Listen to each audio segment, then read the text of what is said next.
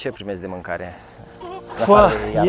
E o întrebare foarte bună. Avem un furaj, am avut noroc să avem în zonă un producător care are o fabrică de nutrețuri combinate, cum îi spune.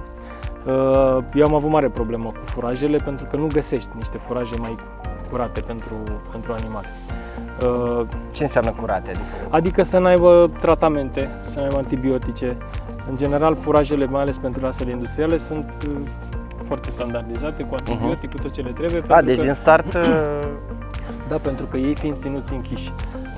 Dintr-o dată e problema cu igiena, pentru că nu stă nimeni să le facă curat în fiecare zi. La noi, ca la hotel, în fiecare zi cerceafă noi. Asta e pentru că îi mutăm în fiecare zi și atunci dejecțiile rămân în urmă. Acolo ei stau tot timpul pe același așternut până la sacrificare. Și când se reîntorc pe teritoriul nou? La ce interval? În funcție de cum arată vegetația, depinde. Dacă e foarte mare secetă, își revine mai greu. Dacă acum a fost secetă, de câteva zile s-au fost ploile astea în perioada asta și deja în spate se vede că a explodat iarba în 2 zile. Da.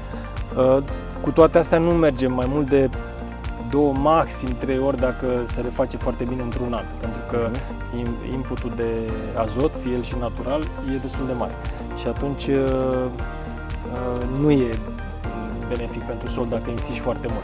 Dacă nu insiști foarte mult, atunci solul își fructifică azotul respectiv și pomii pe care îi vedem aici, că aici e o mică livadă, arată un pic mai îngrijit așa, dar e o livadă care nu se stropește, e o livadă care nu, cum să spun, e și originală.